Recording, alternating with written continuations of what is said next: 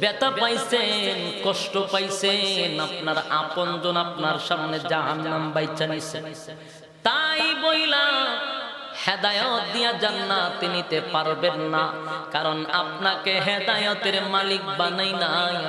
সুতরাং আমি আল্লাহ ইন্নাকা লা তাহদি মান আহবাবতা ওয়ালাকিন্নাল্লাহা ইয়াহদি মান ইয়াশা ওয়া হুয়া আ'লামু বিল মুহতাদিন।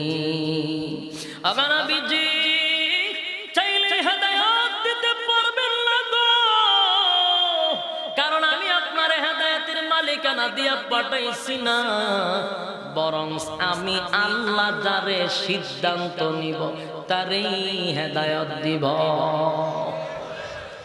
হেদায়েতের মালিক কে?